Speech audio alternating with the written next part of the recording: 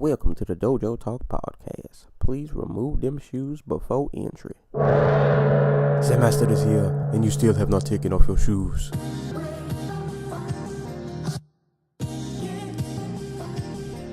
Yeah.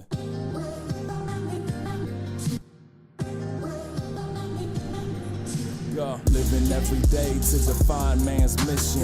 Looking to the sky for divine transmission. Deaf man's vision makes the blind man listen. Eyes on the prize, this is blind ambition. Thank you. Blind ambition. Welcome to another edition of the Dojo Talk Podcast. It is September the 12th. Oh, I lied. September 17th, 2017. Day after Canelo and Triple G. It's a pretty, looks like semi-bright Sunday morning here on the East Coast. I'm back with my co-host Antacool. What's going on, man? I'm very angry. Man, yeah, this I should be very happy after another great weekend of just amazing fights, but instead I'm very angry, and that just makes me angrier. I think I'm okay. I'm okay, all things considered. My Saturday started off rough because I had to work. I worked a closing shift, which is never fun. And then I got off, got a chance to eat. And then, I don't know, between MMA and boxing and college football, I got my heart broken a lot last night. A lot of people I rooted for just didn't pull out for me. But, I guess we'll get to it. Yeah, there was a lot going on yesterday. We had UFC Fight Night 116 in Pittsburgh. Of course, Triple G and Canelo. A couple of other like regional MMA events going on. There were a lot of fights. Just to throw it out there, a lot of KOs. So this might be a long show. We got a lot to get to. So I guess we'll jump right into it. MMA has to get pushed to the side. Canelo versus Triple G. So highly anticipated fight. We've been waiting for this since years. Long. It's been a long time coming. We made it through the Mayweather and Conor fiasco. we got a chance to get to the real fight. And I'd like to point out that the HBO commentary team did everything they could to not bring up Mayweather McGregor, while constantly bringing up Mayweather McGregor. Man, it's weird. Like it's kind of weird. Like the fights are tied together, but they're not tied together. But it's strange.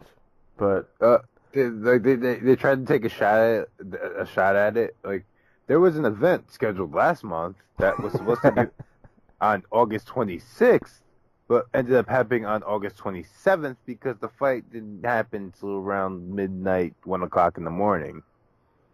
And I'm like, dude, just say their names. Yeah, I mean, I feel like after the way the fight went, I get why, because like Oscar De La Hoya was like the most upset person in the world that fight was happening. It just kind of like took Triple G, Canelo's thunder. Yeah. But, like, still, come on. Yeah, they should have threw shots at him. Because, I mean, this fight definitely turned out way better than that one did, albeit the ending was what it was. It was weird watching this fight because I unintentionally did the opposite of what I normally do. Like, normally when I rewatch fights, I mute it. I had the fight muted my first time watching this. And I was actually on the phone, and I wasn't trying to be rude, and I didn't want my attention to be too. I was trying to pay attention to my phone conversation, so I actually had the fight muted, and it was weird because I was watching it muted, and I definitely had like it when it was muted, it looked like Triple G was just bodying Canelo for some reason, and then I rewatched it this morning with volume. And I was like, you know what? Canelo actually didn't do as bad as I remembered him doing. Though I can't really say he won either. But yeah. So the fight ended up being a draw. It was what 115, 113, Yeah, 114, so 114. 115, 113 for Golovkin, 114, 114 draw, and and then then yeah. fucking Adelaide Bird scored the fight 18. 118, 110 for Canelo. Yeah. Which is I mean you could be the most like hardcore Canelo stan on earth and you can't agree with that. Like this is it's not it wasn't even physically possible that he won the fight 118, 110. All right, so I didn't really like score individual rounds. I was just too busy being entertained. So I don't know. I did my own special brand of judging. Took it the pride away. Just judge it as a whole. Um, I thought Canelo did pretty good in probably like the first quarter of that fight. Maybe like rounds 1 through 3/4ish.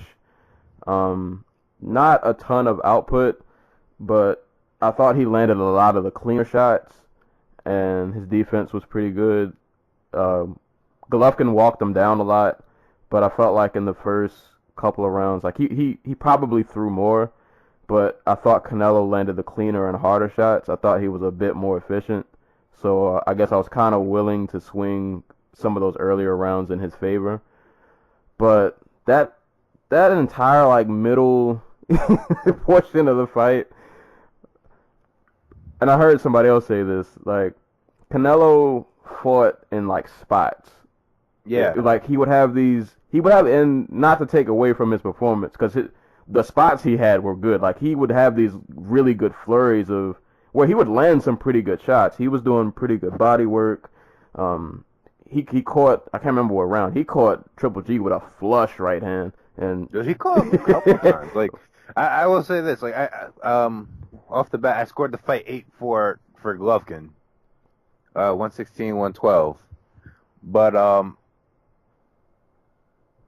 all the hardest, most like accurate shots in this fight came from Canelo. yeah, Because there was, honestly, he landed like 2 or 3 like just stiff uppercuts, like the type that put Kirkland down. There was that right hand that he landed that turned like Canelo's head all the way around. But like you said, he was fighting in spots. yeah, it was. I'm trying to think of like an MMA equivalent of this fight. Well, I guess just to continue on, but yeah, like that middle, kind of like that middle portion of the fight. It was a lot of Triple G just walking him down. Like he stayed in Canelo's face and Jabbed at him. Yeah, jabbed at him. He was way more active than Canelo was. Um, Canelo had a few spots towards the latter half of the fight. Like I think in like I can't remember if it was round 9 or 10. Like he came out guns blazing. He didn't waste any time. But it was also just like a spot. Like it would be like the first minute, first like 45 seconds to a minute where he would come out and just have a nice violent spurt. And then he would just kind of play defense, kind of put his back against the ropes. And it just, I don't know, man. It was one of those fights where either you score it for efficiency, I guess, on Canelo's part, or you score it for aggression and volume in favor of Triple G. And I mean, I'm all about good defense. I'm all about good head movement and clean shots, but it just wasn't enough. Like there just wasn't. If his output, I felt like we said this about an MMA fight last week. Like I could have gave him, well, I'd feel comfortable giving him this fight. Literally, if he just would have put his foot on the gas a little bit more. Yeah, it's like the Shevchenko. Yeah. Doing this fight, but less violent. Yeah, like if he just would have. I mean, more violent, but yeah, like he landed good shots, but they were just kind of few far in between. So it's like, I guess I could kind of see somebody giving him a few rounds here and there, but for the whole fight, yeah, I don't know. And yeah, 118, 110, yeah, you gotta get out of here with that. I don't know what. Yeah, so, Canelo, don't let it get lost that Canelo, the much younger, can I say much less battle worn fighter, because Golovkin is like 35 and has 350, 400 amateur fights under his belt. Yeah. I think Canelo said he had like 25 before he went pro or something. Or no, it was like 50. So yeah. The Canelo's not a 3 minute fighter. That's the thing. He's just not. And that's part of the reason I didn't think the Jacobs fight, the Golovkin Jacobs fight, would tell us much about this fight because he can move with his feet, he upper body movement wise, he's one of the best in the business. He'll slip and roll with the best of them and parry, but when it comes to with his feet, he's a plotter. He is slow. He's not gonna dance. He did for at the beginning of this fight, the first 3 rounds, we were saying, he was dancing, he was moving, it was he walked Golovkin down a bit. Then the 4th round hit, and then all of a sudden he's on the ropes, letting Golovkin march him down, land, and Golovkin probably could have done more with him on the ropes, but it's not like he wasn't landing. He was landing, and he was landing hard, and he was landing with the jab especially. And he lets him do that for 5 rounds. From the 4th to the 8th round, I don't see an argument for Golovkin losing one of those rounds.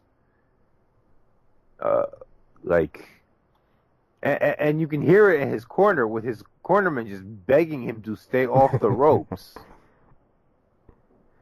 And oh my, he picked up a bit in the 9th round. He had that spurt at the beginning of the round, and down the stretch it was all Golovkin. He was throwing, he was landing a bit, but Golovkin was the one initiating. He was landing more towards the end of the round. I still gave that round to Canelo. That's one of the 4 rounds I gave him. That and the 12th. I think. Yeah, the 12th they just kind of slugged it out. Yeah, and I think I just ended up giving it to Canelo. But rounds, like I said, I had round 1 I gave to Golovkin because it was a fill out round, and he landed more with the jab. I gave 4 to 8 to Golovkin, and I ended up giving 10 and 11 to Golovkin too. So, and I'm not against Canelo's style of fighting, at all, but where you're just fighting in retreat, and there's a ring generalship to that, but only if you're landing consistently. Yeah. Okay, he lands the uppercut as Golovkin is reaching up with the right hand, but okay, what else? Because what happens 15 seconds later is Golovkin touches him with a few jabs, lands the right hand, and then Canelo circles out of the corner. You have to fight 3 minutes to get. You don't have to fight 3 minutes, but if the other guy is pressuring and throwing and landing more, yeah, you're gonna have to fight 3 minute rounds. And it's really weird because, like you said, Canelo was doing great body work, especially early. I think he got away from that in the middle rounds, and that's what cost him. But he was landing to the everything he threw early was to the body, while Golovkin was out there head hunting, and I that was my route to victory for him was go to the body early. He's 30, Golovkin's 35, 36 years old. He's not very fast to begin with. If you can slow him down, or if you can eat away at him early, he'll slow down eventually. And it ended up Canelo was the one who gassed. Yeah. Yeah, especially that stretch from starting 6 to 9. You could tell Canelo was just kind of. I don't say he was fighting on fumes, but he considerably slowed down. Let's put it like this: the rounds, the rounds I gave him, the round 9 and round 12. And even in 10 and 11, he still only fought maybe a minute and a half in each of those rounds. He spent the rest of the time resting. Right. So, yeah, it was. Make of that what you will. But I guess I don't. As wild as the decision was, it was still a really awesome fight. I was thoroughly entertained. That was the third best fight I've seen this year. yeah, like, because even though he had these little small spurts, those spurts were really good. Yeah. And not to undersell either, both of these guys were landing at moments, some really flush shots that if they were to land on other people, probably would kill them. Both of these dudes have some pretty mean chins that, yeah, like I don't get how nobody even like dropped to a knee at one point. Especially like that right hand Canelo landed on Triple. It was so flush. And Triple G just ate it. He just ate it like it was nothing. But yeah, I had a feeling when this went to decision. I was like, it's either going to be a split decision or just something wild's going to happen. But I did not envision 118 to 110. That wasn't what I didn't see that. That caught me. That caught me way left field. Yeah. But so fight ends in a draw. I guess I'm not surprised. You get a rematch out of this. I mean, I feel like at this point you have to do a rematch. And as much as I would say Triple G won, at the same time they run this back, I'm definitely back in front of the TV. Yeah. I'm not gonna complain about them running this back again, but I'm curious how much this takes from each guy, you know? Like we said, like I said, Golovkin's 35, 36 years old. Does he have another one of these? Does he have another one of these in him? yeah, because Canelo's been fighting since he was 15 years old. That's 12, 13 years of being a professional fighter. Does he have another one in him? Yeah. I think both of them though will want that next one, because you don't want to. Nobody likes draws. I feel like most fighters almost take a draw like a loss. It's like, well, he still got his belt, so he might feel different, but but you want to get a finish or like a definitive win and at least have the judges scored in your favor. But I don't know. It's gonna be a lot of pissed off. Well, I don't say there will be. There are a lot of pissed off people. I watched the Tutty Atlas rant this morning. I watched the Stephen A. Smith rant this morning, and yeah, Twitter definitely wasn't happy about this either. It's just like it's either blatant incompetency or it's blatant like corruption. Yeah, that was actually what Teddy said. I can't remember the other guy's name. The other guy asked him like, "What did you think of this fight?" And he was like, "Corruption in boxing." that was his answer. And if people out there want to know about how it's not as I want to say it's not as blatant as it seems, like corruption when it comes to judging. But if you want to know how corrupt the system is for judging, there's a good article on it on secondsout.com by Thomas Hauser called Conflicts of Interest. Go give it a read. It's really good. It's really good journalism. In an age where journalism is that's a whole nother argument. Hey, I think combat sports journalism is getting better. Maybe not in boxing, because if you talk to a lot of those guys, for a lot of them, this is like a second, third job. Yeah, so MMA though, there's some terrific guys out there doing work. Kareem Zidane is my favorite. He covers Eastern European / Russian / Central Asian MMA and like the geopolitical ramifications of it all. He was actually on the Real Sports piece they did on Kadyrov, Chechen dictator / warlord / MMA promoter. Oh man, but yeah, so there's some good stuff out there. It just gets bogged down by all the can Ronda Rousey beat a man conversations.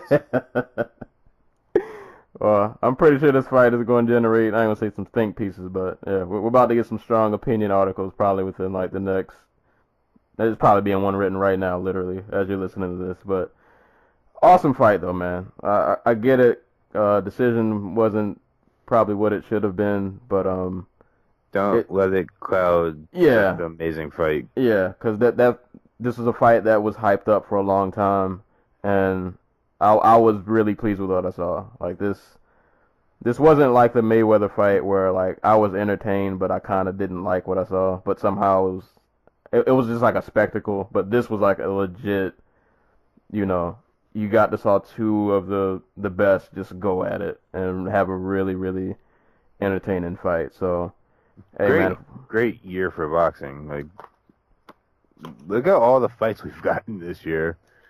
Anthony Joshua Klitschko, Gonzalez Rundvasai, like Kell Brook versus Errol Spence, Triple G Jacobs, Ward Kovalev 2.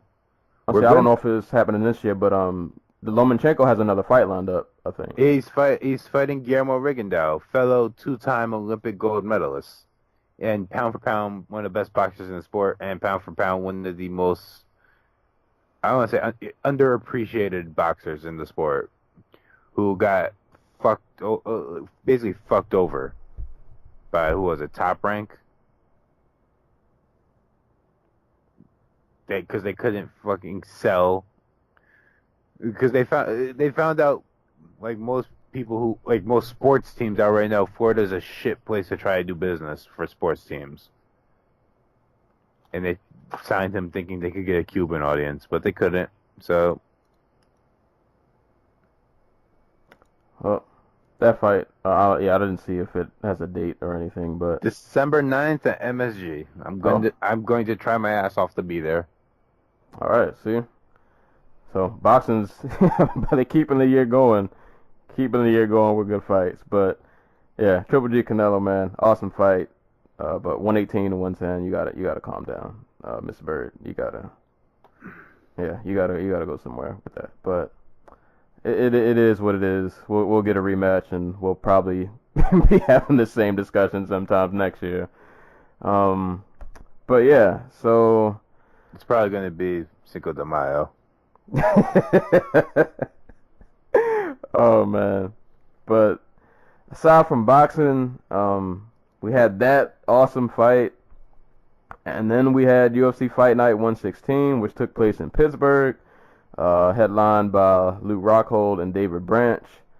And my God, man, it's always the cards that lack in like star power in terms of names, but they deliver on the violence. And I'm looking at this card: KO, TKO, TKO, decision, KO, submission, KO, KO. Well, what it is just good, solid matchmaking, and guys out there trying to prove that, like make a name for themselves. Yeah, and a lot of people. This card gave you everything, man. Like, you got people who we haven't seen in some time come back and, I guess return to form.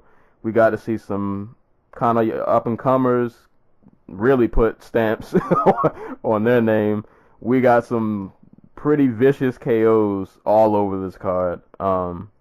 It's a lot of good fights from top to bottom, man. This card was great, but if it wasn't for Darren Elkins just being like a badass motherfucker, we'd have comeback of the year on this card. Right, yeah. We'd have comeback of the year. We got a runner-up, but yeah, the Elkins probably still takes the cake. But starting from the top, man, we haven't seen Luke Rockhold in God knows how long. 15 months. Yeah. It feels like it's been so much longer. But I will say we probably haven't seen like the best Luke Rockhold in like when did he fight Machida? I don't know. It's funny because the UFC posted that video for one of their free fights and like I guess promotion for this fight.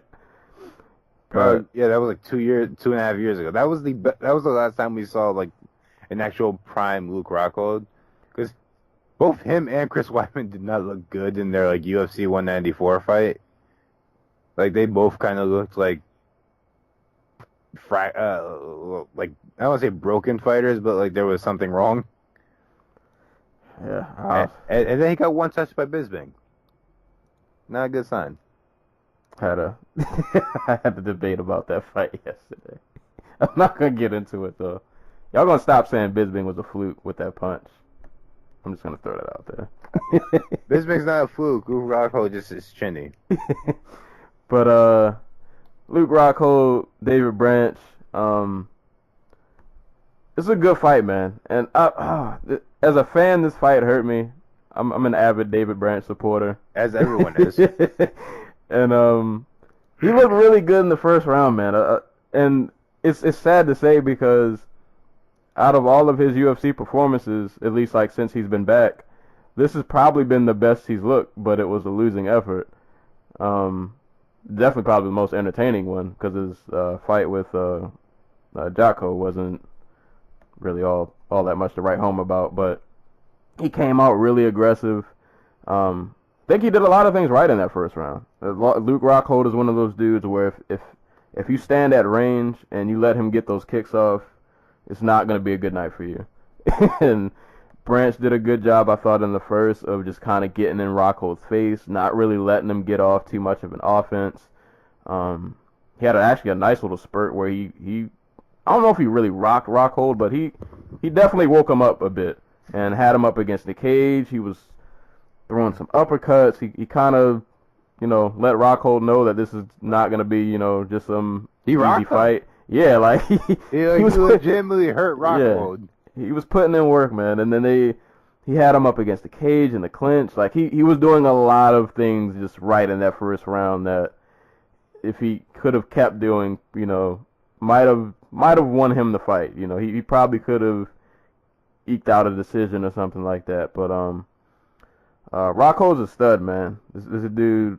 It just seemed like that first round, I don't know if maybe it was just ring rust or maybe he just didn't expect Branch to be so aggressive. But, yeah, it just seemed like that first round, man, Rockhold was just kind of sleepy. Like, he just kind of wasn't there, and then Branch was putting it on him. But, yeah, that second round, Rockhold woke up, and I can't remember what, because I actually didn't, my feelings were going to be hurt, so I didn't rewatch this fight. I'll throw that out there, too. But all I remember in the second round is I know Rockhold started to get off a little more. He got some of those kicks off. Branch, was still attempting to be aggressive, still attempting to clinch. But Rockhold's one of those guys where if he takes you down and he gets on top of you, you're probably done. Yeah. Like, he's a big... I mean, Branch is a pretty, it's not like Branch is a small middleweight by any stretch, but... He looks like a welterweight. Yeah. Rockhold it's a big man. And he got Branch down, and once he got that mount, I was just like, oh no, this is not going to be good. And he proceeded to pummel David Branch, for lack of a better term. I mean, he got mount, he pummeled him, he took his back and continued to pummel him, and then he got Branch flattened out, and it was one of those say uncle positions where, like, you just, even if you're not really being hurt, at the same time, there's no defense. You can't get away from these strikes. You can't advance position, and, like, there's just nothing you can do. He got flattened. There was no way out. Luke was just lighting him up on the ground with ground and pound. And, yeah, Branch was forced to tap the strikes. And I love GSP, but I loved Rockhold's post-interview. He's just telling him, like, get out of here. Like, you don't belong up here. Dude, that was so terrible. I loved it. You want to know why it was terrible? You know who he forgot to mention? The man who knocked him out. Right. Did not say his name once, and Bisping let him know it on like Twitter. And I'm not sure if he did if he was on the Fox desk last night, but I imagine he would do it there too. Yeah, it was funny because he kept saying like, "Get out of here, GSP. This is my fight." But yeah, he didn't. Yeah, he did not say Bisping's name at all, which. It's weird. It's weird. But I don't know. I just thought it was funny how like he just had this like disregard for GSP and just kind of like shoo out of here, like get out of here, kid. It, Like, it doesn't work for me because like you disappeared for 15 months yeah, after getting knocked out. After getting not knocked out, just one touch, like literally one touch by Michael Bisping. oh man, So but it doesn't work for me. I guess Also, Gegard Mousasi would have beat him last night. definitely. God, I forgot he's in Bellator. Jesus He's Christ. fighting Flamenco, so there's that. That should be fun. Yeah, that'd be entertaining. He could be fighting Rockhold though. Yeah, whatever. He was supposed to be the one who fought him. That was supposed to be him Oh, last night. yeah, That's why I brought it up. that would have been such a good fight too.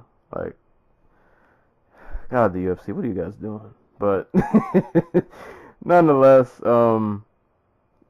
I'm gonna say not a great Rockhold performance. I thought he looked a little bit slow in that first round, but definitely showed he can come back from adversity. Definitely showed if he takes you down, bad things will probably happen to you. Yeah. And I mean, Like, for what it's worth, he's like seriously, how many? Maybe Kane and John Jones, but who is better from like top control than Luke Rockhold right now? yeah, like, and he was passing guard like with ease. Like he was just like it was just at will. He just kind of did what he wanted. He And literally just flowed from half guard to mount with like it was like that. yeah,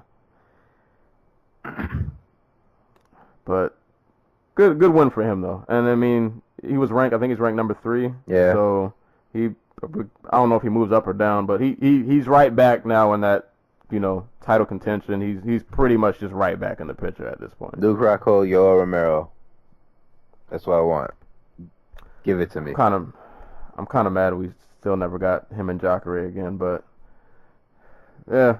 I'm not mad at him and Romero either. I think that would be an awesome fight. Jacare doesn't want to fight for a while, if I remember right. Like he's taking the rest of 2017 or beginning of 2018 off.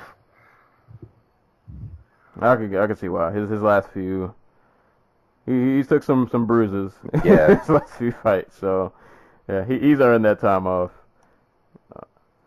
But like that's kind of like a symptom of what's been 2017 in the UFC. And I think we haven't noticed this. This is just normally so much going on, but like it hasn't been an interesting year in MMA, especially after 2016, where we had like Amanda Nunes and Stipe Miocic and like Connor and Wonder Boy like duking it out for fighter of the year. Like, who's your fighter of the year in 2017?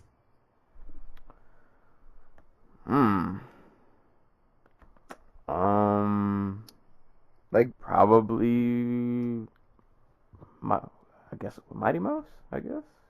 and he's even fought only once this year. Like he's fighting. Oh, they rescheduled Mighty Mouse board for UFC 215, 16. Yeah. 216. But like there has not been a lot of guys just going on runs. You know what I mean? Stipe fought once. Matt Holloway, who is probably my number 1, number 2, has only fought once. Edgar's fought twice. He's beat Stevens and he beat Rodriguez. Robert Whittaker is probably my number 1 right now, and he's not going to fight again this year. Joanna's only fought once this year. Overeem's fought twice, but like I'm trying to think of guys who picked up like high profile wins twice this year. Hold on, Cody and Cruz was this year, right? No, it was last year? December 31st, 2016. Oh man, wow. So okay. That's another thing. Cody Garbrandt, Dominic Cruz, T.J. Dillashaw, and John Lineker haven't fought this year. Like, yeah. Actually, you know what? If I was to say fight, no, I would say Whittaker, because I think Whittaker, his last 2 wins were against Jacare and Romero. Jacare, yeah, that's a really those are both this year, right? Yep. Yeah, that's a mean run, and in fights that he like dominated or clearly won both fights. Well, definitely Jacare because he finished it, but yeah, I'd say toss up between Mighty Mouse or Whitaker. I wouldn't be mad at either of those. But yeah, you're right though. Like those, they're both really good runs, but it's not like Like yeah, it's just different. My this year. criteria is normally that like you have to have because the thing is like normally there's at least one fighter that'll pick up like 3 really high profile wins. Last year it was like there were 2 or 3 of them. Like Stipe did it, Nunes did it,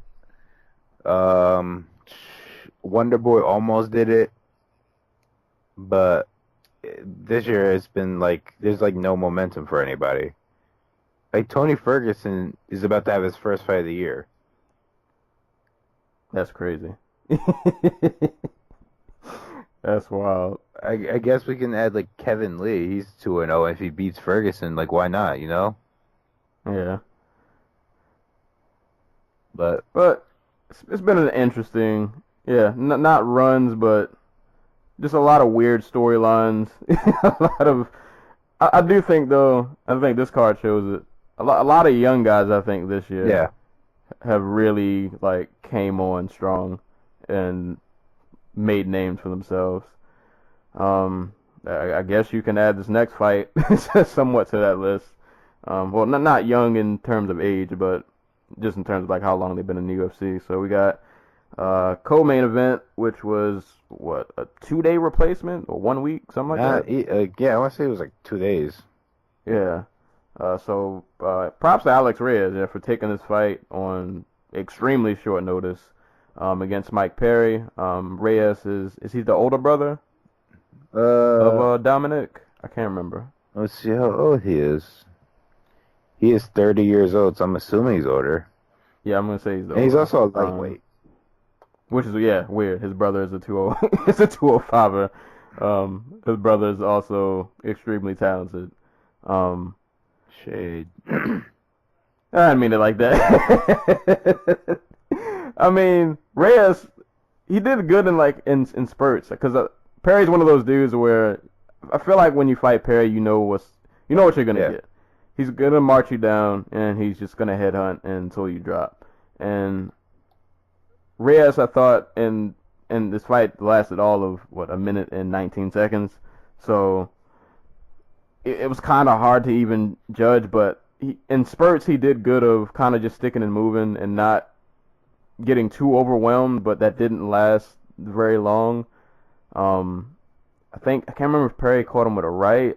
He stunned him with something. He got his attention, and then because Reyes is, I believe, a natural lightweight, correct? Yes.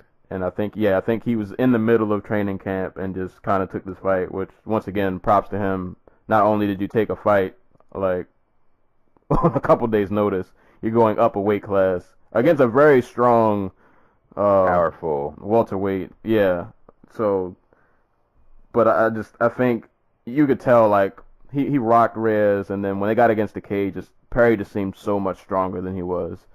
And he just kind of muscled him around, and he got those knees working, and he kneed Reyes in the face, and that was pretty much all she wrote. I mean, I guess ranking wise, I guess this doesn't really do much for Perry. It's kind of just another highlight on your reel, so to speak, and then he goes to call out I was about to say Dominic Cruz. He goes to call out Robbie Lawler.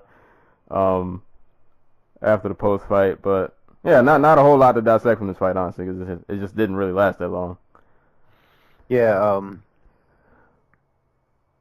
there's really not a lot to talk about. Like Perry beat the guy who came in on 2 days' notice. Like he did it extremely violent fashion, like we know he is capable of doing. I don't know how the Lawler fight works out for him, because I honestly I'm hesitant with Lawler and punchers now because Lawler has always been hittable, and we don't really know where his chin's at anymore. I'd favor Lawler, but they might do the Santiago Ponzinibbio fight. That'd be like a nice little break in between. Or they might just do the Alvarez fight again, like they wanted to do. Yeah, I feel like that would be a good fight. I wouldn't be mad at the Ponzi fight either, though. I think Ponzi beats him. If he can survive that early overhand right, yeah, I think Ponzinibbio takes him. But a lot of props to Reyes though. Like that's a very just difficult task all around. Like your first UFC fight, you're fighting an up and comer who's just kind of been out here murking people for the most part. You go up a weight class, like literally nothing worked in your favor. Yeah, like there was like, and apparently Reyes' like best skill set is his wrestling. If I'm to understand what they were saying on like broadcast, like Perry's a really athletic dude. Don't let like the whole brawler thing like fool you. He is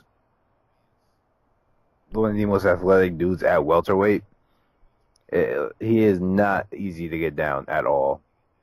And just like being a 155er coming on 2 days notice, like that's just no. Like your best bet is like a miracle home run knockout.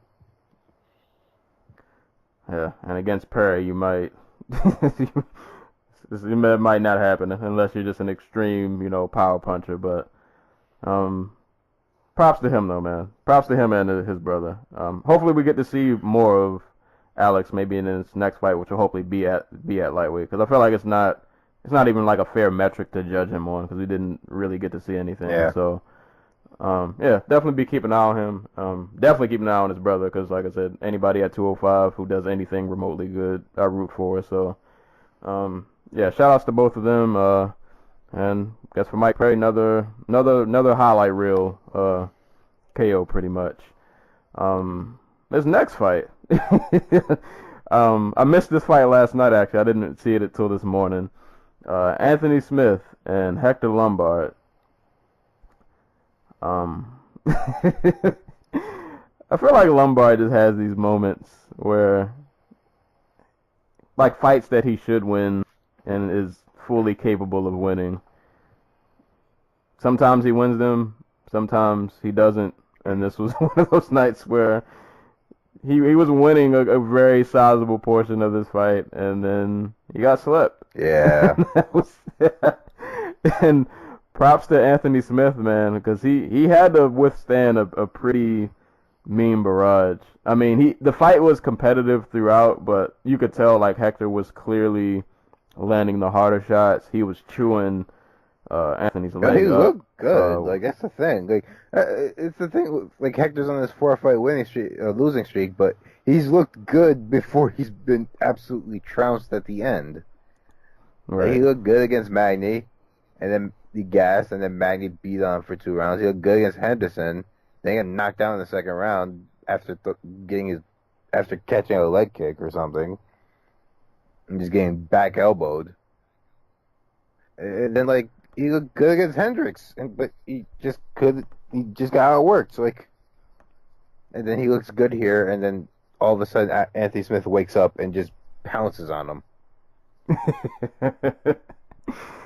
Yeah, it was weird because like we all know Lombard has like the T-Rex arms going on, and he still like managed to cover distance really good in this fight. He was landing some bombs, some really nasty like overhand rights, and it looked like the fight was going to be one of those fights where it's just like you're looking at Anthony and it's like, dude, if you don't do something, you might get yourself killed in there.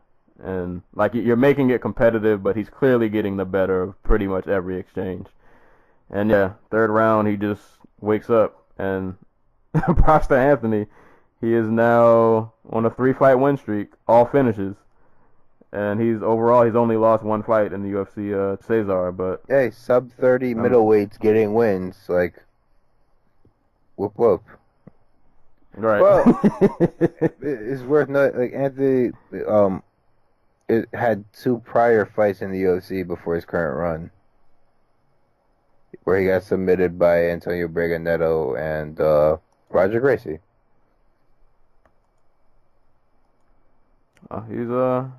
He's come a ways.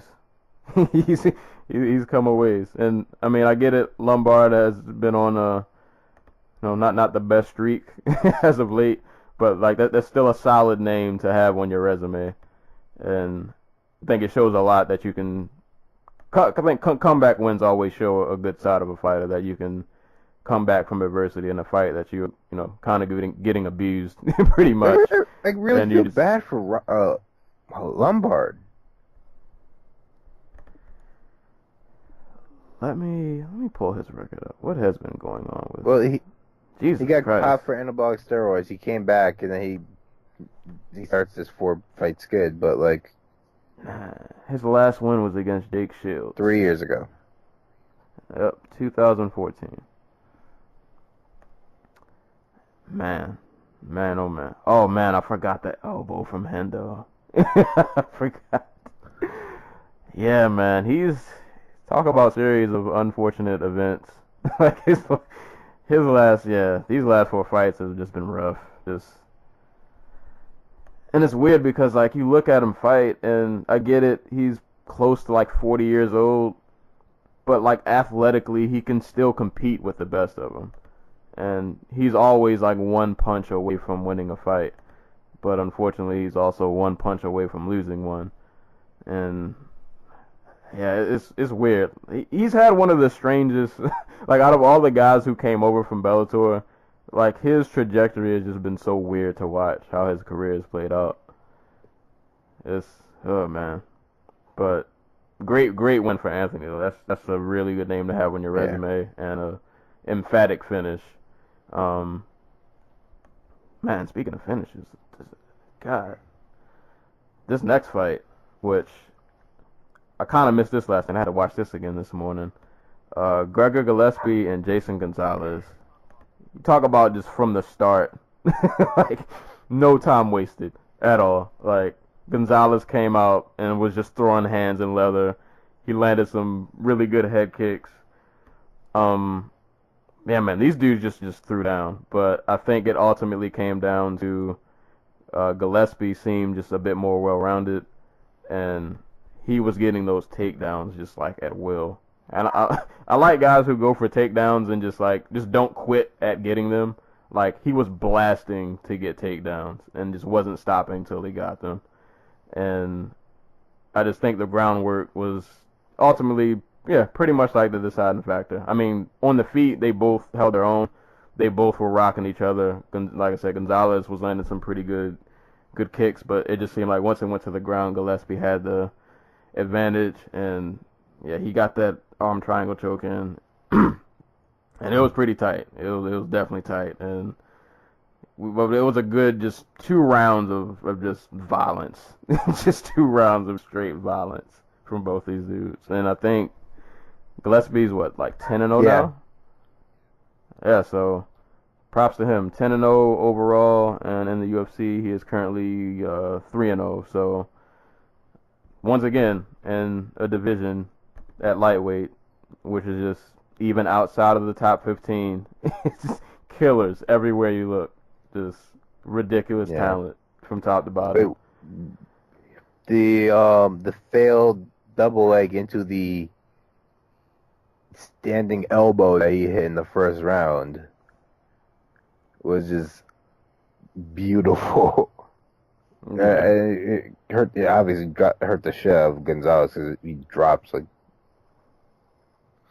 he'd just been shot. But like Gillespie's really freaking small. Like he's listed at 5'9", but like he has a really small frame for a lightweight. It's really bizarre watching him go in there and fight like a guy like Jason Gonzalez, who is admittedly big. He's 6'2". But they looked like they were like 2 weight classes apart.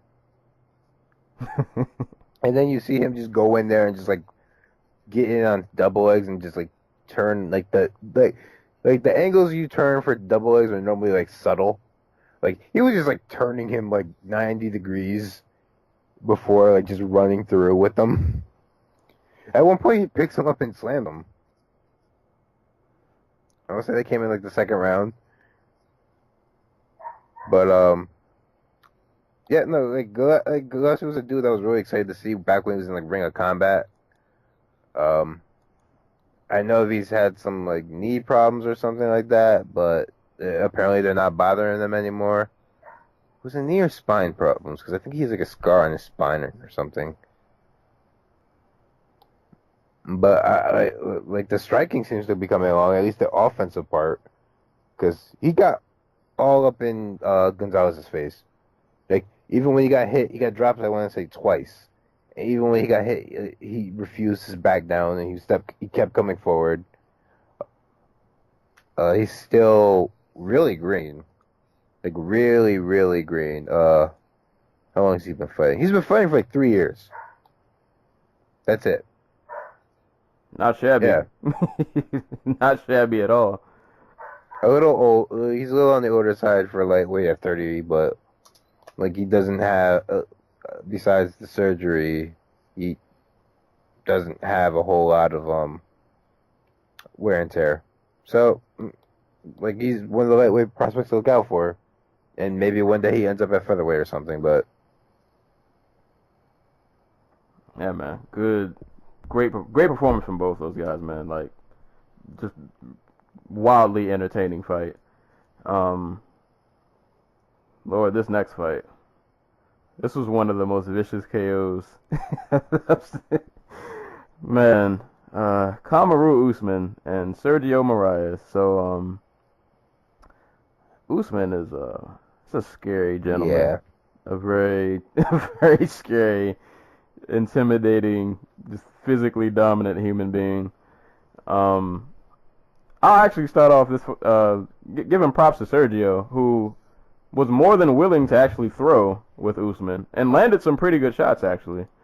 Um, he was not afraid to trade, even though it seemed like Usman was definitely just the stronger dude. He dropped him at one point, not the ending punch, but he dropped him before that, didn't he? I believe. who Moraes? Usman dropped him. I don't know. I can't remember. I thought before the KO he dropped him before. I can't remember. Either way, they both, were pretty much trading with each other. Sergio, like I said, was Sergio, who's like a pretty much a ground specialist. So I just thought it was kind of surprising to see him not be shy to throw hands. But he stood in there, he traded, but in the end, trading with Usman is probably not a great idea. His nickname, the Nigerian Nightmare, probably is very well earned. I think he threw a left and then a right to end the fight, and like the right hand was so hard that Sergio, like, he did like a tuck and roll when he got KO'd. Like his body folded, and then he literally like rolled on his head, and yeah, oof. Yeah, no, that was Usman's first knockout since coming to the UFC. He hasn't finished anybody since he won the Ultimate Fighter for the Brazilians at Tough 21, where he submitted Hider Hassan. He has not shown that type of power before, and it seemed pretty clear from the outset that he wanted that knockout, because he was headhunting. He was headhunting. He was like he was planting his feet. He got tagged a bit because of it. Like Moraes landed some really solid shots before he got knocked out. But no, he was on a mission for that punch, and I'm really happy for him because since before he got to UFC, I'm like, this dude's going to be like a top 5 welterweight. He's going to fight for a title eventually. And he's kind of just blowing my expectations because like immediately after Tough, he fought Leon Edwards, and that was a fight that was he did take him down, but he outstruck Edwards, and he outstruck Yakovlev, and he outstruck Alvarez, and he outstruck Strickland. Like he is getting better at an astonishing rate, and it's awesome to see because I think he's going to be a guy who's going to fight for the title. Yeah, I feel like next his next fight, you got to give him a name. Like, it has to be someone in the top 10, top 7. Yeah. Like, yeah, because this dude, he's scary and he's fun to watch. Like, you just never, at a moment's notice, you just never know what this guy's gonna do, and he's just so physically dominant. Like, yeah, we got to give him a top 10. He A top called 10 out guy. RDA. Considering RDA was the backup plan for the last welterweight title fight, I don't think that's going to happen. I think RDA is probably a lot closer to the title fight than we think. I don't know. Like, Maya and Covington are booked. I doubt they're going to give him Ponzinibbio because I think they want to do Ponzinibbio in Argentina, and they're going to give him somebody who's going to strike with him, or someone whose game plan won't involve like taking them down. It's not there. I know he's not top 10. I wouldn't mind seeing him and Cowboy. Yeah. I think that would be a really fun fight. Cowboy needs a. Oh, Cowboy's fighting Till. Oh Lord. Yeah. No. Till. I thought Till. No, not Cerrone Cowboy. The other one. Oliveira. Yeah. Yeah. That'd be really good. Yeah, I think that would be a pretty fun fight. Two very physically imposing people. It would be nice to see that battle. But yeah, Usman's career can go nowhere but up. Like this guy, he's scary, man. He's if he comes up on your fight schedule, it's gonna be a rough night. It's definitely gonna be a rough night. It's really cool to see him get some love because people have been calling him boring since like the Edwards fight. And I've always found, like, no, he's so active and so, like, physically imposing. How's he? Yeah, like, he's clearly winning fights. Like, he is no Colby know. Covington, where he'll just, like, lay there. He is moving. He is throwing punches, like, constantly. Nah, people just want to see blood. But, well, he gave him that. If you've been waiting to see blood from him, you got that. Last night in very emphatic fashion. So, yeah, props to Usman. Definitely can't wait for his next fight. Yeah, dude, he can go nowhere but up. This last fight that rounded out the main card, I can't comment too much on. I was in and out of the room. Justin Ledet won a split decision over Azuna Ananwu, if I'm saying that correct. All I remember is Ledette's like half perm haircut kind of thing going. Like the moments where I would step back in the room, I was like, "What is going on with this guy's hair?"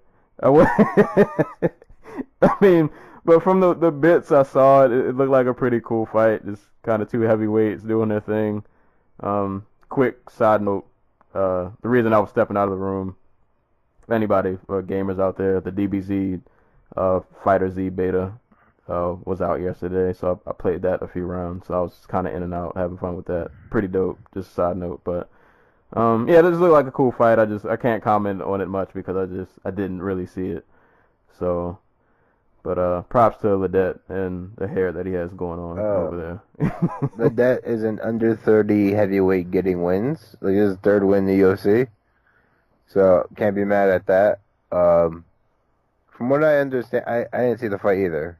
Or I saw none of the fight. I was at the theater last night for Golovkin, Canelo. So oh, man. Yeah, so how much were your tickets? $20? That's not bad. I mean, it's better than having to shell out $70 for, like, HD. And boxing on the big screen is amazing, by the way. So I wonder... And it's probably a terrible comparison. I know Bellator 181 does not compare. How was there a crowd? So the night, like 8 o'clock rolled around, there were like 11 people in the theater. I'm like, I guess it's just not a ticket seller or whatever. Because like I'm thinking like a real movie where after a certain point they stop letting people in the theater, right?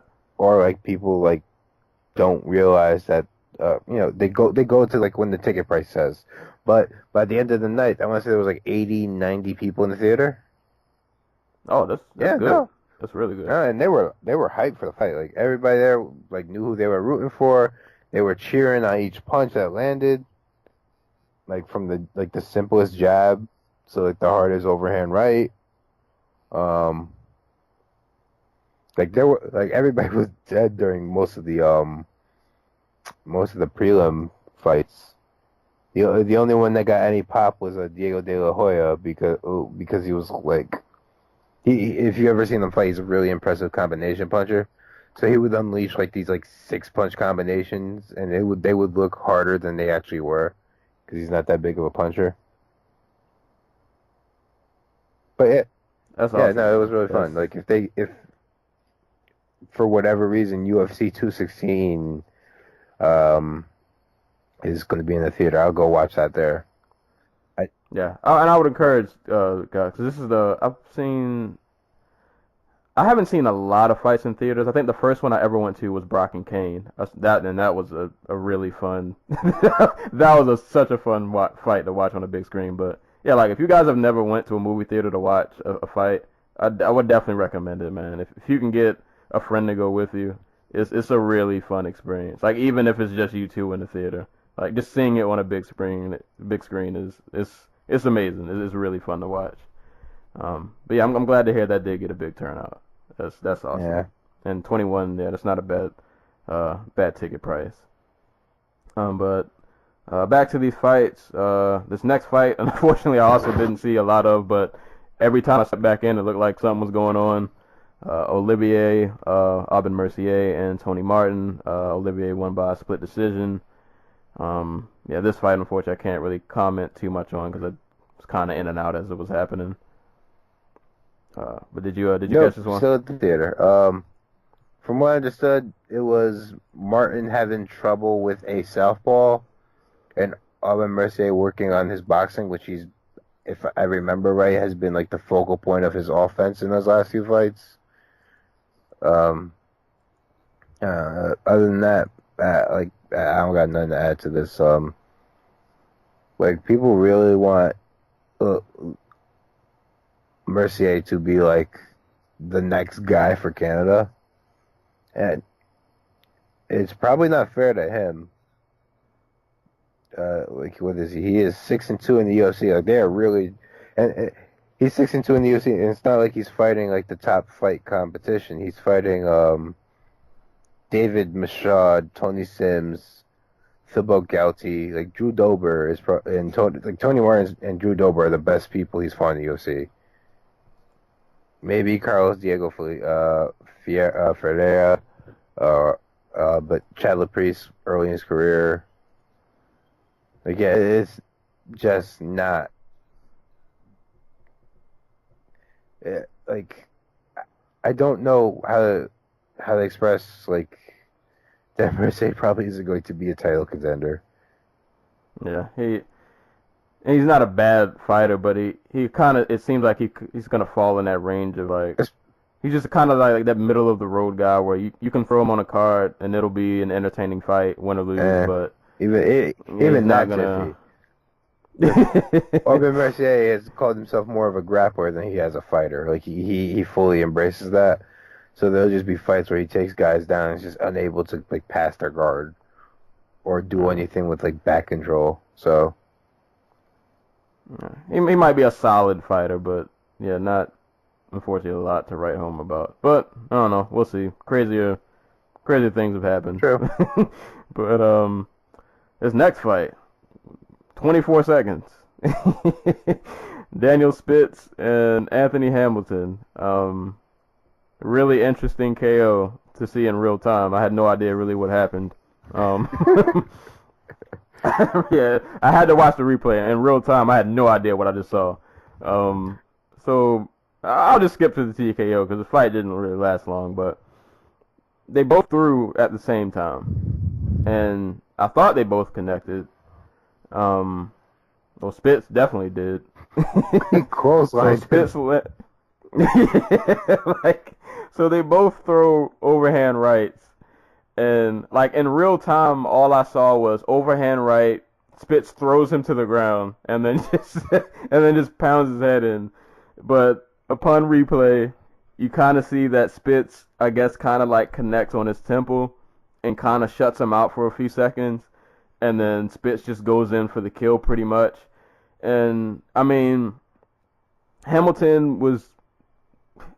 I'm not mad at the stoppage. I saw a few people who thought it could have went on a bit longer. I mean, I get it. Like, Hamilton seemed like he was kind of getting his wits back about him, but like there was definitely a moment where he was out. Like, he was then didn't really know what was going on. He just kind of woke back up quick. It was kind of one of those moments to where, like, if the ref wouldn't have stopped it, he probably would have woken back up. But like in the moment that he called it, he was definitely out. Fine. Yeah, so I wasn't mad at the stoppage, but that's a great win for Spitz. Like, 24 seconds, you both throw at the same time. You hit, right, like you said, you land a clothesline pretty much to the temple, and you get some pretty nasty ground and pound, and that's all she wrote. Heavyweights getting wins. I'm not. Let me look at Spitz's record. Like, I feel like I've seen him fight before, but I can't remember. He's 6-1, I want to say, and who was his USA debut against? Mark. Oh God, there. yeah. He lost that no, decision. I remember now. Yeah, no. Lord, he's 6'7". I mean, he is only 27, so I don't know. He could eventually. He's got time to get better because you know that the age limit cap at heavyweight is like unlimited. So I don't know, but yeah, great win. Very entertaining KO. Yeah, that's pretty much all I got. Got anything, or you just want to roll to this next fight, which was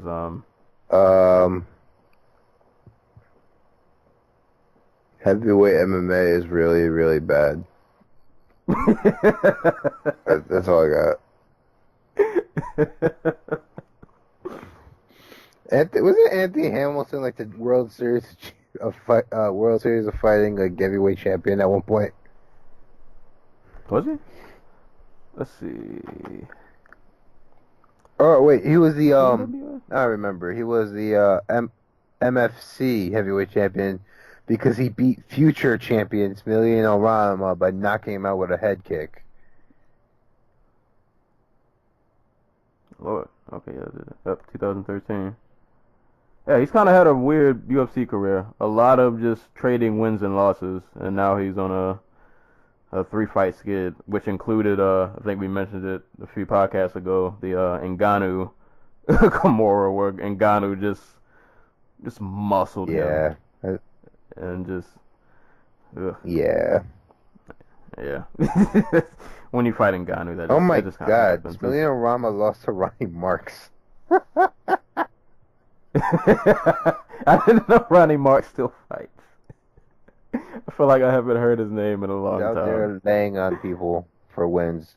Hey man, do what you got to do to get Oh that shit, he paycheck. beat Tony Lopez. Oh man, come back 2K17. These last two fights were both have really awesome finishes.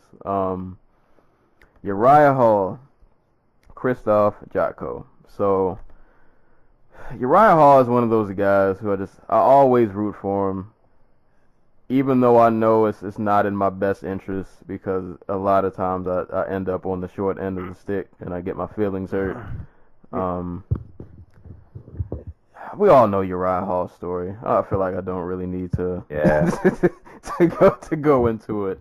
Just supremely athletically gifted, really talented fighter who just doesn't always put it together. And like right before this fight started, I tweeted out, "Please Uriah Hall, don't hurt my feelings." And he proceeds to get battered in this first round. I mean, Jocko got right in Uriah's face and just he put a beating on this man. It was bad. But I will say, and they mentioned it during the commentary, Jocko had rocked Hall pretty bad and had him up against the cage. He was beating on him, but he took him down, and I do think that was a mistake. I think he should have, and not to take away, because even on the ground, he continued the beating. Like, the beating didn't end. He took him to the ground and just laid wrath upon this man. But I just felt like the time he had on the ground, albeit he was eating shots, I think it gave him just a little bit of time, more time than he would have gotten on the feet to kind of get his wits back about him, because he was definitely hurt. Um, yeah, he got taken to the ground. He got beat up. He had one bright moment where I think at one point the fight had gotten back to the feet, and he landed a really good left hand that kind of backed Jocko up, but he still lost the round definitively. Like he got murked. Just Jocko put so much pressure on him, just didn't let him breathe, didn't give him room to get off any of his crazy techniques that we know he can do. And then in the second round, I guess, I don't know, I guess Uriah just needed that beating to kind of wake him up, remind him that he was in a fight. And then Uriah started to get a bit more aggressive. He opened up more. He threw two of those wild spinning back kicks that, didn't land, but I just thought those kicks showed that, all right, this guy, he's got his wits back now. Like, he's back in the game. And I think Jocko might have gassed a little bit. Like, he definitely spent a lot of energy in that first going for a finish. Like even towards the end of the first round, he was kind of sucking wind. Yeah, like he was tired, and I think that played to this KO because, like, right before the KO, I don't know if he was just motioning to like put his hand out or if that was a jab he was throwing, but it was just like this real, just like kind of lazy like hand motion, and the second he threw it out, he just he didn't get his hand back to his face fast enough, and Uriah just beautifully countered him with a right hand, and like. If you just listen to the thud, like, it was a loud punch. I rewatched it this morning, and I rewatched it on a really crappy, like, re-recording of the fight. But even in that crappy, like, stream I saw, that thud of that right hand was really loud. And he just floored Jocko, and then ground and pound, and then Uriah Hall gets a win. And Stops the fight kids. Right. In a brutal fashion, and it was. I almost feel bad for Jocko because he was putting on such a good performance. But anytime Uriah Hall wins, it makes me smile. Because he's just one of those guys that I want him to win. I want him to do well. But sometimes he just gets in his own way. But God, he saved himself from. He saved himself. He dug himself out of a really deep hole that he was in, and it was a brutal KO. It was a brutal KO. So, props to Uriah Hall. Staying above water, man. 3-fight skid, but he's staying above water. That's the story of his career, man. He is 6-6 in the UFC. Yeah. So again, every time he fights, I have to mention this. For what's the word? Just because I'm just to expose my bias, I guess, because Uriah trained with my aunt. Like they were both on the same fight team together. They fought in Chuck Norris's World Combat League together, etc., etc. So I'm always gonna root for Uriah. He looked. This was both like the most typical Uriah Hall performance and like the most anti-typical Uriah Hall performance. Like he doesn't normally dig himself out of holes. Once he gets hurt, that's when the fight's over, basically. Or once he's in a position where like it seems like he just can't win, the fight is the other guy's basically won because he either loses slow. He either loses really slow, really like painfully slow kickboxing matches like he did against John Howard and Rafael Natal, or he loses by getting hurt and put away like he did against Brunson and Masasi, or being put in positions where he just can't fight back. And like Jocko had him in that position in the first round. Like Hall uses like all of his like energy to push Jocko off of him from mount, so he can stand up and like finish the round out on his feet. And even then he gets buzzed right before the end of the round. Comes out in the second round, adjusts, and the best Uriah Hall is the one who comes forward behind the jab and uses his athleticism to land that explosive right hand, like off rhythm. Like Uriah's whole problem is the same problem Gunnar Nelson has, where like they have such a narrow focus on what they want because they want to fight in a way that is cool to them. You know what I mean? Like Yeah. they want to they want to be like in the case of like Gunnar, he wants to be the Karate Kid, and in the case of Uriah, he wants to be like the guy from Tekken. Like, and that's real. Like they want to get like the highlight reel knockouts. They want to fight. Like they have a very specific way they want to fight and win fights, and that's all well and good. Like they're great athletes, they can get away with that type of thing. But at the highest levels of competition, you need to adjust. You need to game plan. You need to have an answer for what your opponent is doing to you. And this was a good sign for Uriah, who realized I can't float around on the outside. This guy's going to throw that uppercut and it's going to catch me like it's done like 3 or 4 times already. So what I'm going to do is I'm going to come forward behind my jab, just like really bring it to him. Now that he's tired, and I'll catch him with the right hand that I throw off rhythm. Because he, like you say, he threw that like lazy ass jab or whatever that Hall countered him on. And that's the best version of Uriah Hall. The version that fought what's his name? But not Bubba, Dylan Andrews in the tough semifinals on the show, where he literally just jab, like that is Uriah's best skill set.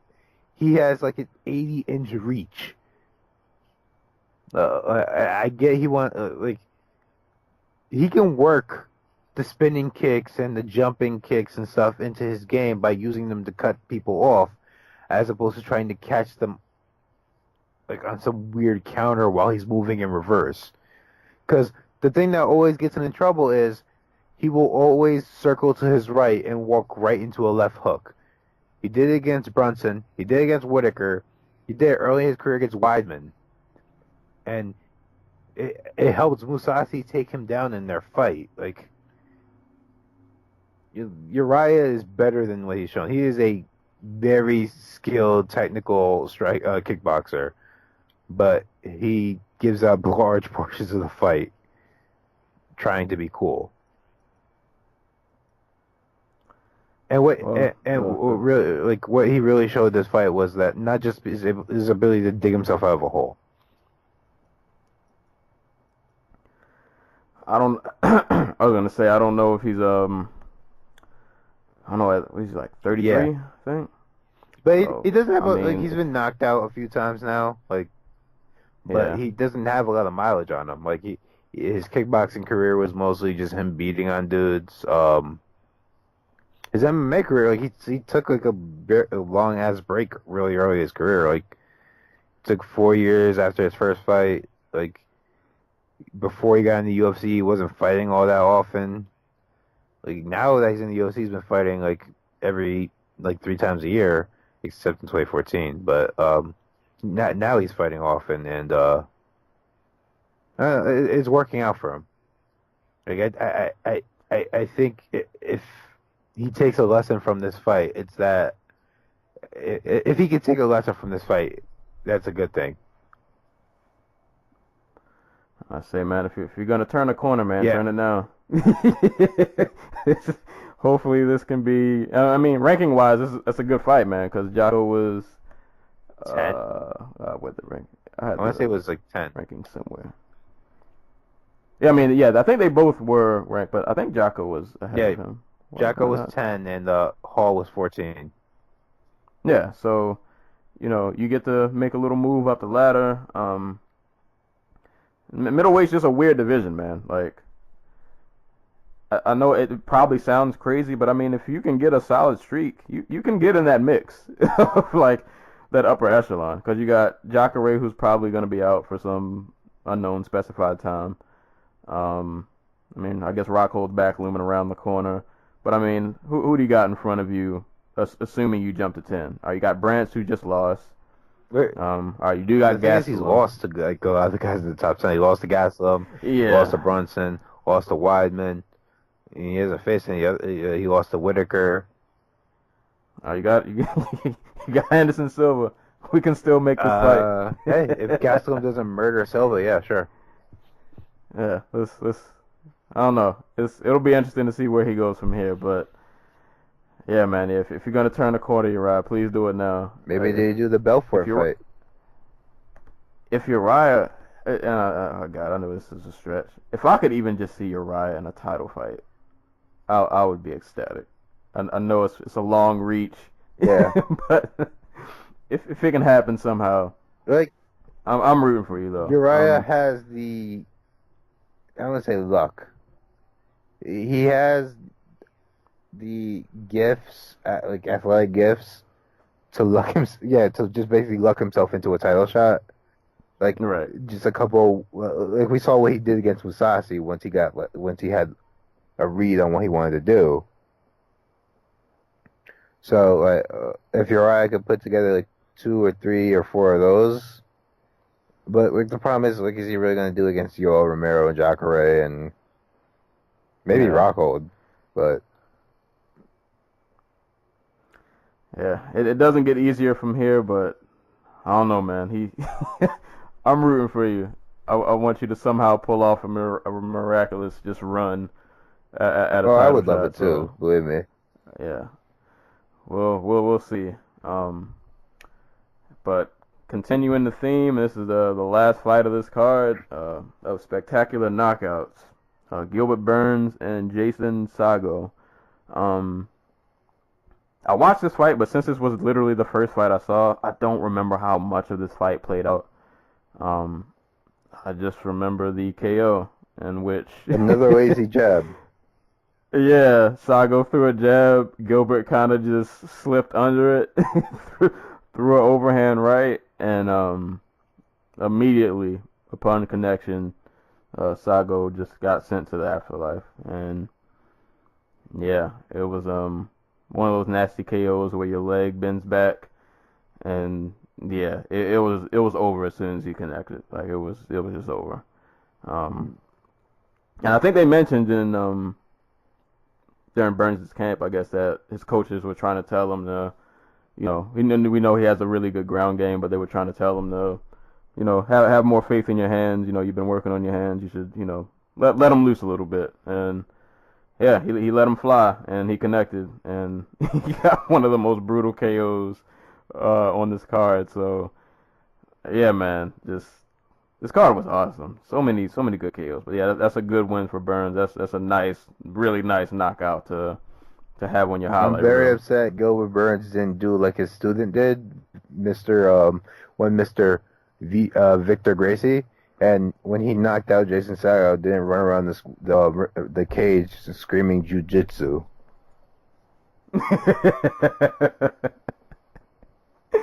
Oh man, but. Well, he ran. He just didn't scream jiu-jitsu. I think he just ran on the cage.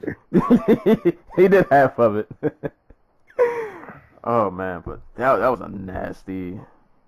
Oh, there's so many nasty KOs on this card. Like everybody who got knocked out, like it was vicious. Like these KOs they were really vicious, man. Yeah, this card was awesome. Like if you. And it sucks because this was the same night as Canelo and Triple G. So, I don't know how many people. I'm pretty sure most people picked one over the other. And most people probably picked Canelo and Triple G. Which, from what I can understand, like, there's not, like for us, there's this crossover because, like, we seek it out. But, like, there isn't as big a crossover as we like to think between, like, boxing and MMA. I can't remember which card it was. Like there was like this really huge boxing card on pay-per-view, and the UFC ran a card the same night, and the UFC did about above average numbers. And I want to say the card did like 1 million plus, so it was probably a Mayweather card. Like, maybe also you have to figure like people are also staying home to watch the fight. Like, so if you're waiting for Canelo Golovkin, and you don't want to watch like Ryan Martin and Diego De La Hoya and Joseph Diaz, like you flip over to the UFC until you wait for like the action to start. Yeah, and the Canelo fight didn't even start 11 until o'clock. Which yeah, is early, it was, by the way. for boxing. Yeah, No, just in For, general, like freaking like a UFC pay-per-view, they started this one 2 hours early, or an hour early, I should say, because most boxing cards start like 9 o'clock. Like, no, I'm not sure how well that plays into like the buy rate or whatever, but like I love it because I got to see Rockhold Branch. Like I drove home, got home just in time for Rockhold Branch to be on the TV. yeah, and this for a 6-fight main card, this kind of flew by. Probably because everybody Yeah. got mostly everybody got finished, but. Yeah, this was a really, really, really good card, man. Like, not a lot of star power in terms of names, but you got everything you could want in a card. You pretty much got in this. So, yeah, I'm not mad at all. I guess real quick, we're actually doing a lot better on time. There wasn't like as fun as it was. There wasn't a whole lot of meat behind that card. Yeah. So also we're missing 2 fights. Shouts to Luke Sanders and Felipe Arantes. Oh that yeah, was supposed to go down. I was really I forgot about that. I was kind of bummed that they pulled. Well, I get it because it was that somebody would have to taken that fight on like a day's notice. But yeah, I really was looking forward to see Luke Sanders fight, and yeah, that fight got pulled. Yeah, that was like the second or third most anticipated fight in this card for me. Yeah, that would have been awesome. But yeah, I wanted to go back real quick to the main event. So what do you think they should do with Rockhold next? You think they should do the Weidman rematch, man. or I don't want to see Chris Weidman fight Luke Rockhold again. I'm not sure if that's a controversial opinion or not, but I'm good for life on that one. Like, yeah, like we just saw Chris Weidman just got knocked down by a welterweight, a blown up welterweight who was admittedly very good at 185, but still. Yeah, he almost got swept. Like, yeah, I'm good on that front for now until they're both at 205. When they're at 205, I'm down for the fight, but for right now, I'm at peace with Rockhold Weidman. But that's probably the fight they're gonna do, which just sucks, because I want to see Rockhold Romero. I mean, I guess I'm not really mad at either. I get it, Romero's coming off of a loss, but I guess based on the fact that they haven't fought each other. Title losses get treated differently than yeah, than like your regular I lost to the number 3, 4, 5 guy division. So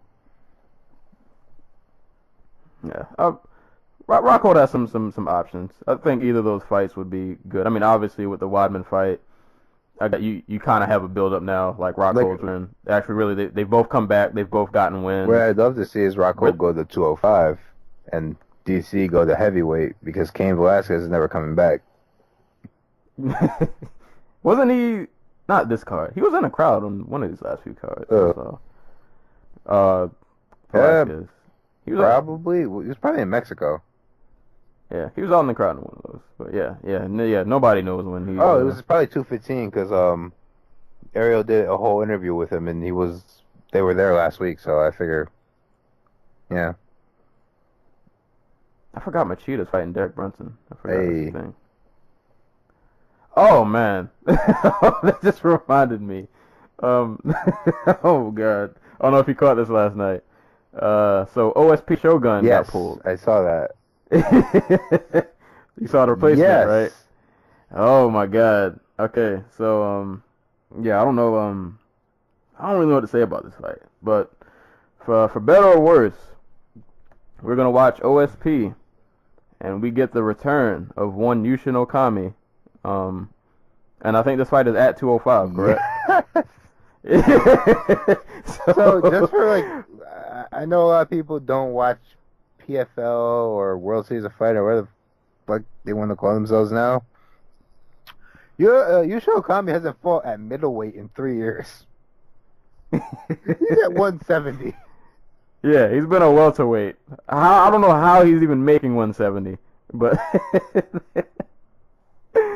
oh man, but yeah, those two will lock horns in the main. And oh man, Like, Yusho this Okami- card is not too far off. Yusho Okami, like, he lost to John Fitch. Like, Oh man. And that's this Saturday. So by the time you guys listen to this podcast, this coming Saturday, the 23rd, that fight's happening. 22nd. It's 23rd. 23rd in Japan. Oh yeah, okay, yeah. I forgot the whole time zone thing. But yeah, that fight's happening. Actually, it's not a great card, but there's some Like, the Japanese cards are really great, but there's always like something weirdly intriguing about them. Oh, we get Gokhan Saki. Yeah, that Yeah. that's great and weird and awesome. Right. We get Siri Kondo. Oh, get. Who, for those who don't know, Siri Kondo was the Crush women's champion. I don't remember what weight it was that she won the belt at, and she's also a pancrase fighter. She's just as Crush women's champion. She's also a pancrase fighter, and I think she signed a one-fight deal because she refused to sign a multiple fight deal because she wanted to continue doing pro wrestling, which is her number one thing, by the way. Oh man, you get Naoki and Inoue. He's back on. No, the he's card. off. He hurt his What? knee. Oh He pulled like a week or two ago. God. Oh Lord, we get God. I love Takanori Gomi, but he's You know who we do get though? he's a, Oka Sasaki coming off that come from behind submission victory oh yeah. over Justin Scoggins, who just can't seem to can't stay out put it all Stay out of together. the submission holds. Justin Scoggins can't can't stop himself from wrestling Justin Scoggins. Oh, we get Scoggins like 4-4 in the UFC, by the way. He should be like 6-2. Like I feel like the talent, his record doesn't match. Like my eyes tell me he should be much He should have better. beat Moraga. He should have beat Sasaki. Probably should have beat Ortiz. God. Like Man. he's a man who gets in his own way. Hopefully he can figure it out. He's really fun to watch when like he's on, but yeah, he just has these moments where it's like, Yo, oh, we God. could be getting another UFC title challenger from Japan if Sasaki wins. Like, all the people who beat Formiga end up getting title shots. Oh man, I hope we get Claudia Gadelia back Claudia Gadelia. and versus Yeah, that's a great Andrade. fight. That's like the Yeah, one that's good a- fight in the card. Oh man, Hung Yu Lim, he's The back. Ace. Wait, yes, the Ace. Yes, He's the fighting Ace. the Daichi Abe, who's Japan's first 170 prospect in who knows how long. Charles Rosa and Mizuto Hirota going on. I feel like this card is. I think this card's gonna be interesting. It's gonna be interesting. to say the least. Okansaki alone makes it interesting. Like, Yeah, that's Yeah, that's gonna be a weird. Not weird, but no, it is weird. It's. Yeah, I don't know. I'm really looking forward to that fight though. Like if Saki can string together some wins, I'm all for it. And oh Lord, okay, so I just noticed they want Saki to win this fight. Yes. They definitely do. I mean, of course Oh, they yeah. do. So they pair Saki with a gentleman who was on a 3-fight skid, and who is overall in the UFC 2 and 3. So yeah, I think they're trying to get Saki to send this guy out the Dude. door. Dude, how dare you insult my man, Frank Waston Jr.? Oh my God. But yeah. What if he wins?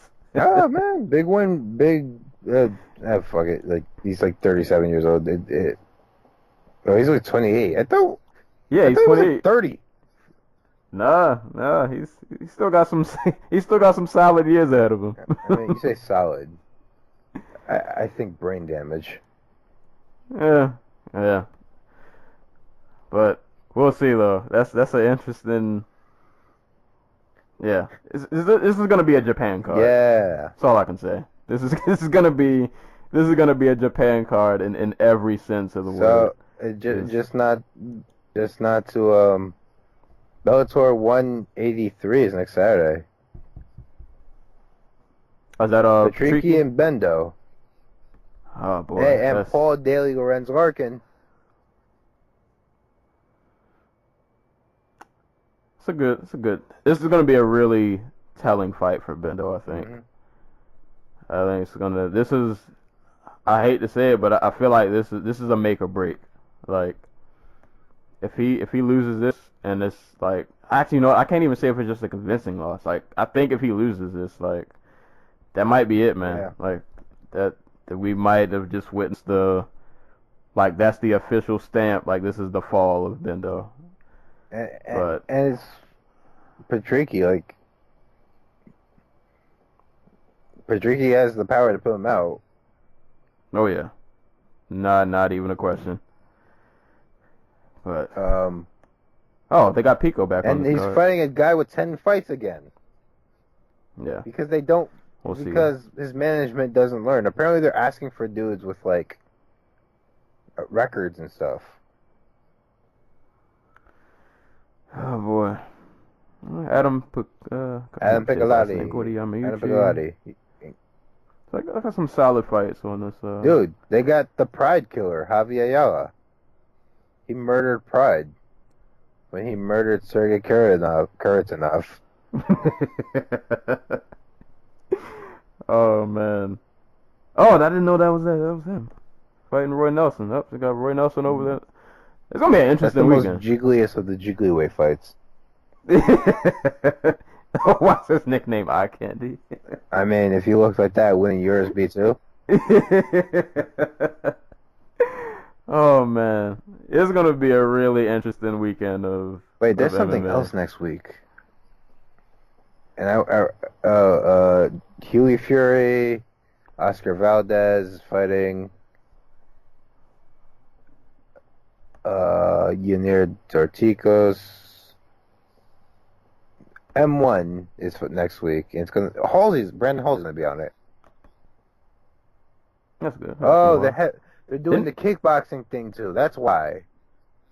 And they're gonna have Jarena Bars on the undercard, on that card, I should say, the kickboxing card. Jarena Bars on the undercard? The kickboxing part of the card. Huh, she should be on it. People don't know Jarena Bars is an animal. She beat Cyborg in 9 fights, for those who forgot. She destroyed Cyborg in that fight. Jarena Bars she's a beast, man. She is a beast. But coming up on about an hour, almost 40 minutes, so I guess we'll get around to parting shots and shout outs. So I'm gonna shout out an entire event, but I want to highlight 2 specific fights in general. This weekend there were a lot of fights other than like UFC and boxing going on, a lot of like regional promotions, things like that. So Bama 31 was this weekend. Mike Shipman and Yannick Bahati. I think this was the co-main event. I want to say this was for the featherweight title, if I'm correct. But either way, one of the most vicious KOs this year. Mike Shipman won via spinning back fist. I'm pretty sure you can imagine. Anytime a spinning back fist KO happens, it's just nasty. So that was a really nasty KO. If you guys get a chance, definitely. I mean, check out this whole card. I didn't really get to watch the card per se, but I was seeing highlights on Twitter of it, and it just seemed like every fight somebody was just getting flatlined. So that fight was ended in vicious fashion. And second fight I will highlight Aaron Chalmers and Alex Thompson.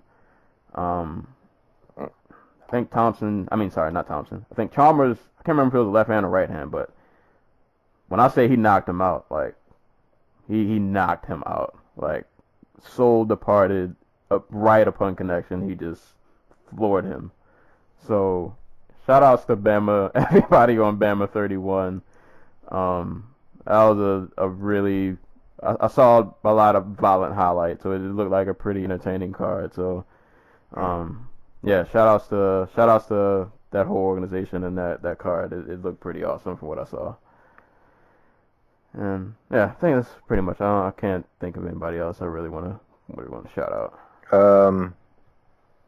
Shouts out to I guess Caleb Smith, UK super middleweight. He won his opening round for the World Boxing Super Series. Beat Eric Skoglund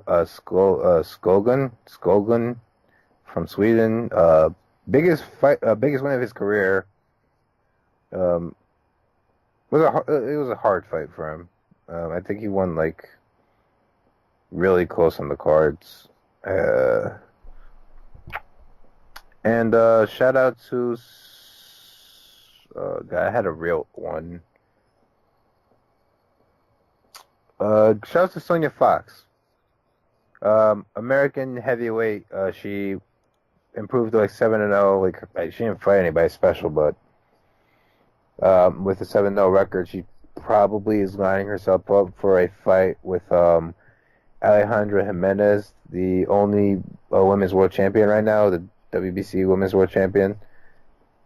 And maybe that gets them on TV here somewhere. I don't know. So shouts to those two.